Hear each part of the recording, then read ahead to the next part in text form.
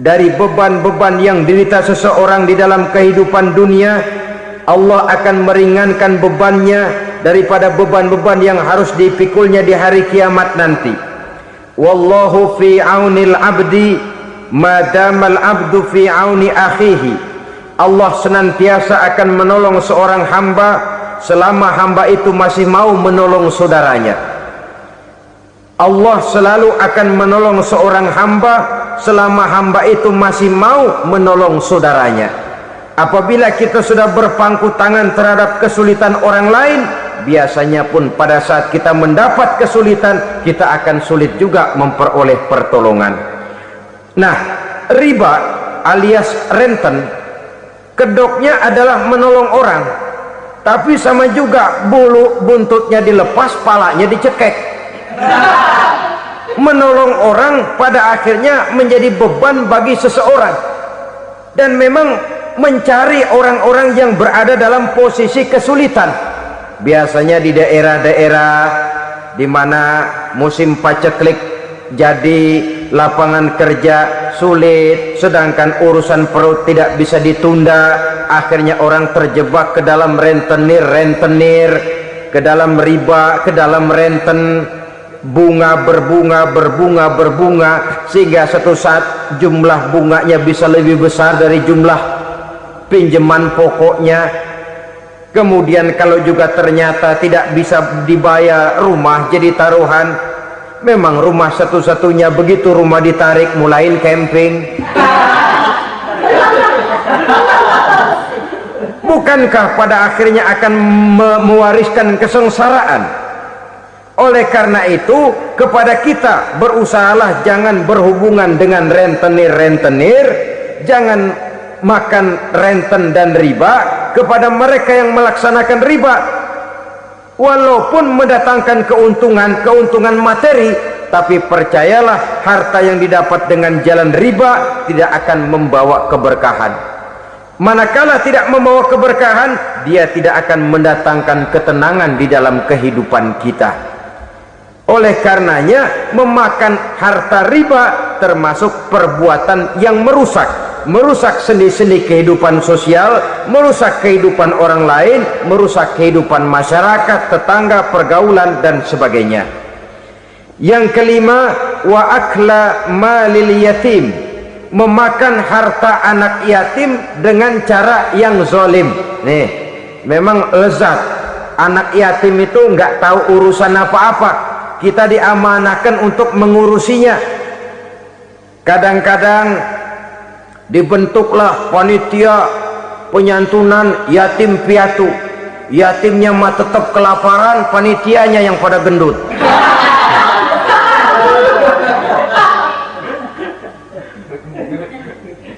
Padahal memakan harta anak yatim termasuk perbuatan dosa besar. Dan menjantuni yatim merupakan perbuatan mulia. Nabi mengatakan, ana wa kafilul yatim kahataini yaumal qiyamah. Aku dan orang-orang yang menyantuni anak yatim seperti dua jari ini pada hari kiamat nanti. Dekat sekali. Jikalau ingin di hari akhir nanti dekat dengan Rasul, bersahabatlah dengan anak-anak yatim. Jadilah pengurus anak-anak yatim. Bangunlah panti-panti asuhan yatim. Pada saat bapak ibunya meninggal, kitalah yang menjadi orang tuanya. Bahkan sedemikian besar perhatian Islam terhadap anak-anak yatim ini, sehingga Quran memberikan peringatan, ara'aital ladzi yukadzibu biddin fadzalikal ladzi yad'ul yatim wa la yahuddu ala ta'amil miskin. Tahukah kamu siapa orang yang mendustakan agama? Beragama tapi dianggap dusta, solatnya dusta, puasanya dusta, karena agamanya sudah berdusta. Siapa mereka? Fazalikal ladzi yad'ul yatim, orang yang menyia-nyiakan anak yatim. Wala yahuddu ala ta'amil miskin, dan tidak pernah memberi makan kepada orang-orang yang menderita kemiskinan. Menyia-nyiakan, meninggalkan anak yatim termasuk perbuatan yang divonis kita sebagai orang yang mendustakan agama. Saudara-saudara kaum muslimin rahimakumullah, maka sangat dicela mengeksploitir anak-anak yatim, menjadikan mereka sebagai kedok untuk mencari kekayaan pribadi. Tetapi jikalau ikhlas, ganjarannya sangat besar, nilai pahalanya sangat besar. Menyantuni yatim tidak hanya setahun sekali. Kalau Muharram pakai istilah lebaran yatim, dibentuklah panitia, diberilah beras, uang 45.000 rupiah, alhamdulillah. Tapi jangan lupa, si yatim tidak hidup cuma satu hari, dia tidak hidup cuma di bulan Muharram saja, dia hidup 12 bulan dalam setahun. Sebagaimana anak-anak yang lain, dia juga berhak punya masa depan. Dia juga berhak menikmati bangku sekolah, dia berhak mengenyam arti dan makna pendidikan, dia berhak membekali diri dengan ilmu dan pengetahuan seperti halnya anak-anak yang lain. Maka kita yang diberikan keluasan oleh Allah, ingatlah itu, bersahabatlah dengan anak-anak yatim, santuni mereka. Perkara setahun sekali di bulan Muharram, alhamdulillah, itu bagus bin Thayyib alias baik. Tapi tentu dan tentu sekali lagi, si yatim tidak hanya hidup di bulan Muharram, dia hidup 12 bulan dalam setahun, 24 jam di dalam sehari. Oleh karenanya, menyia-nyiakan mereka pada saat posisi kita memang mampu akan memojokkan kita dalam satu posisi di mana kita dianggap sebagai orang yang mendustakan agama, memakan harta anak yatim dengan cara yang zolim. Bapaknya udah meninggal, kebunnya lebar, anaknya dikelecehin. Nah, dah kamu nggak usah pusing, nanti saya yang ngurus. Akhirnya bukan ngurus, nguras. Si yatim mungkin tidak tahu bahwa dia disia-siakan, haknya diambil, miliknya dizolimi.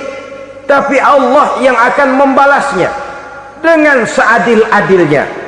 Maka makan harta anak yatim biasanya balasannya tokcer bin paten. Nggak banyak selang tempo itu, nggak percaya cobain dah. Nyobain aja kan nggak bayar, umpama. Memakan harta anak yatim dengan cara yang zolim, ganjarannya biasanya kontan. Kenapa? Ratapan si miskin, untayan air matanya, jeritan kepedihan hatinya, membuka pintu langit, permohonannya diijabah, getaran hatinya didengarkan oleh Allah. Maka balasannya biasanya kontan, spontan, tidak menunggu waktu terlalu lama. Itu di dunia, belum lagi di akhirat nanti. Bukankah dalam riwayat Mi'raj diceritakan Nabi melihat di neraka itu orang perutnya sebesar rumah, la haula wala quwata, itu perut kayak rumah, bagaimana jalannya tuh orang. Dan memang gak jalan, diseret-seret oleh malaikat di neraka itu, hancur perutnya, amburadul itu perut, berantakan isinya, dibulatkan lagi, diseret lagi, hancur lagi, dibulatkan lagi. Sampai Nabi tanya, orang itu begitu berat siksanya kenapa ya Jibril? Itu Muhammad, waktu di dunia dulu rakus banget makan harta anak yatim. Begitu vonisnya, begitu menyedihkan nasibnya di akhirat. Tapi di dunia pun ketidakberkahan itu sudah membayangi kehidupannya.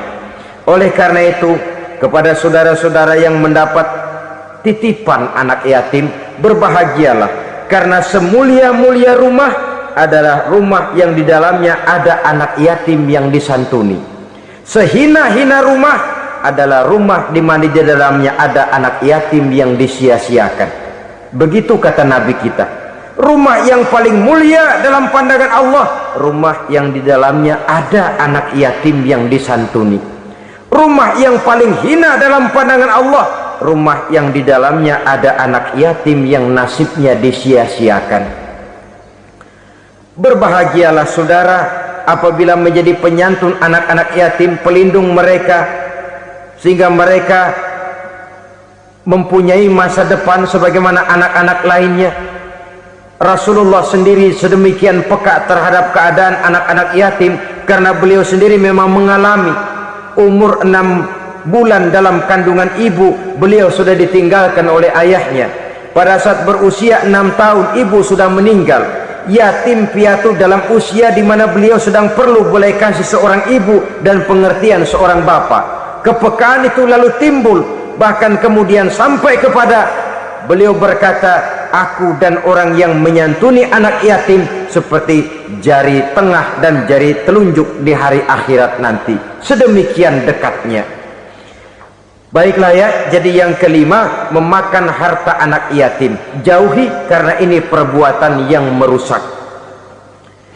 Yang keenam, watawalli yaumaz zahfi, melarikan diri pada hari pertempuran. Apa ini? Khianat, tidak konsekuen dengan konsep perjuangan. Pada mulanya keras benar teriak berantas korupsi, ganyang korupsi, cuma karena belum dapat giliran. Begitu dia naik dapat kesempatan, korupsinya lebih edan dari yang diteriakinya. Ini termasuk tawalli yaumaz zahfi, berpaling pada hari peperangan. Di saat menghadapi musuh, kalau belum kelihatan musuh, teriaknya nyaring bener, jangan takut demi kebenaran sampai titik darah yang paling penghabisan. Musuh belum kelihatan. Begitu musuh sudah kelihatan, paling dulu lari ke belakang. Kalau diajak berjuang ada saja alasannya. Sehingga Quran memberikan peringatan kepada kita semua. Mengapa kamu ini berat? Kalau sudah diajak berjuang di jalan Allah, kakimu seperti terhunjam berakar di perut bumi. Berat untuk melangkah berjuang. Lari dari pertempuran tidak konsekuen dengan konsepsi perjuangan. Mau enaknya saja dalam kondisi yang sulit lalu berpangku tangan. Ini termasuk ciri munafik yang di dalam Al-Quran disindir dengan bahasa kullama adha'a lahum masyaufi wa iza azlama alaihim qamu. Waktu terang mereka jalan, giliran gelap mereka mandek. Artinya, maksudnya kalau giliran ada untungnya aja rame-rame teriak Islam, tapi begitu diminta berjuang, dituntut berkorban, rame-rame mundur. Waktu dilihat di Islam ada untungnya, rame-rame teriak Islam. Pak, saya Islam banget Pak. KTP saya Islam Pak. Pokoknya Islam banget dah. Tapi ketika diminta berjuang, dituntut sedikit berkorban, rame-rame mengundurkan diri. Tahun 65 PKI berontak. Waduh, waktu itu jadi orang Islam untung itu.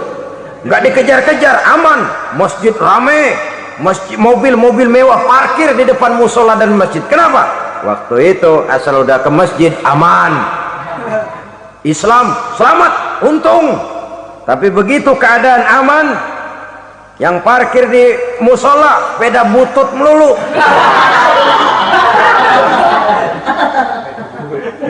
Waktu terang mereka jalan, waktu gelap mereka berhenti.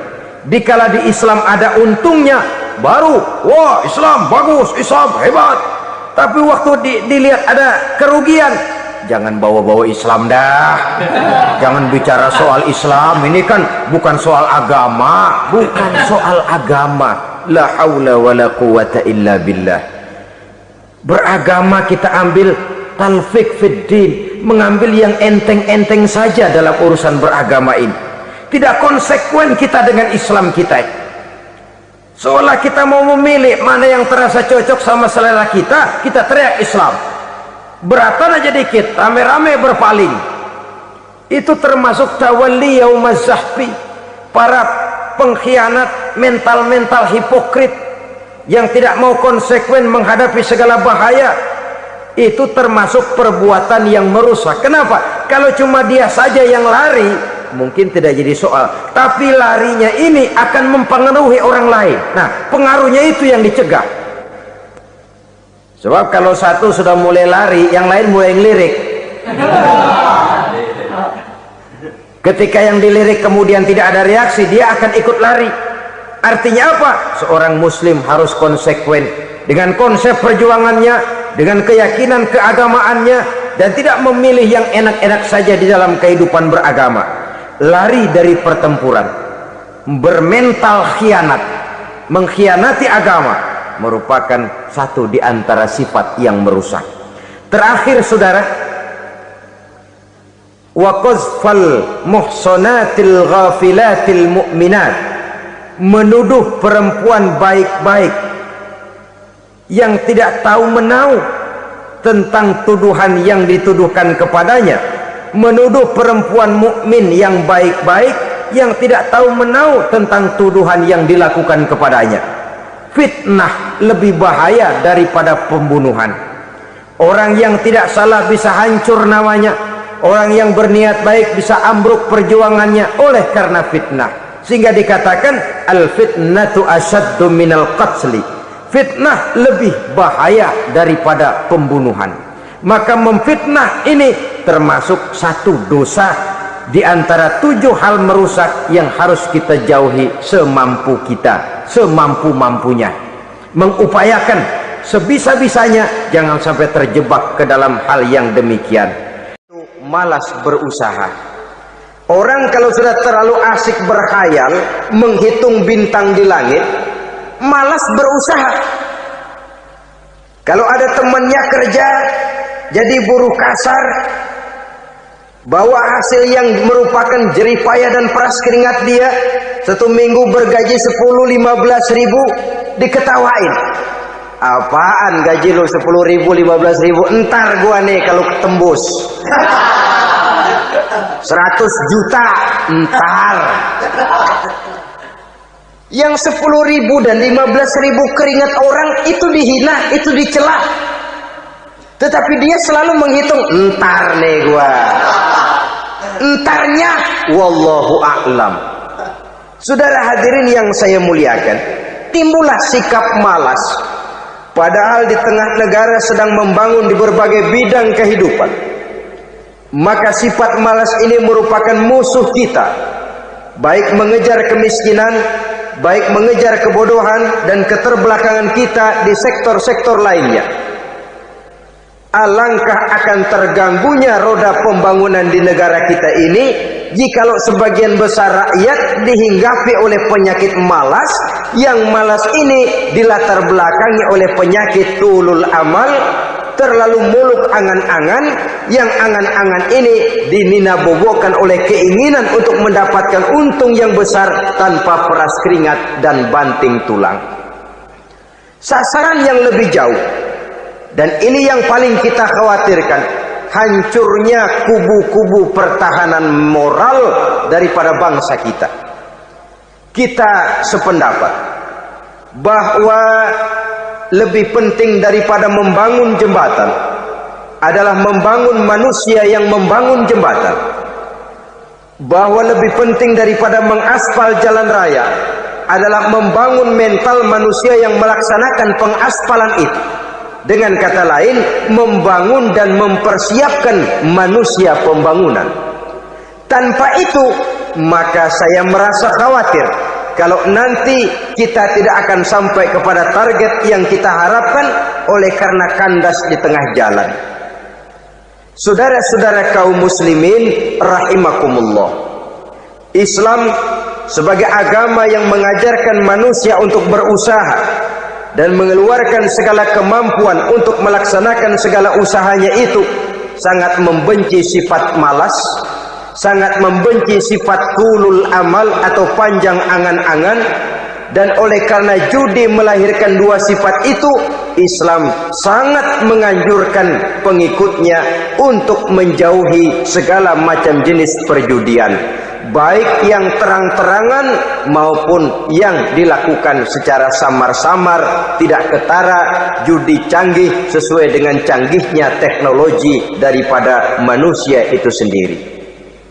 Ini adalah penyakit yang meracuni masyarakat manusia dari sejak berpribadi, bertetangga, berumah tangga, sampai kepada berbangsa dan bernegara. Dan kasus-kasus yang timbul sudah cukup banyak, yang tidak mungkin lagi kita katakan hanya sekedar bersifat kasuistis, bersifat kasus-kasus kecil saja. Sebelum riaknya naik ke permukaan, marilah kita membuat benteng untuk masing-masing pribadi muslim memelihara dan menjaga diri, jangan terseret dalam permainan yang bernama judi, apapun bentuknya, bagaimanapun cara dan ragamnya. Karena jelas bahayanya lebih besar daripada manfaatnya.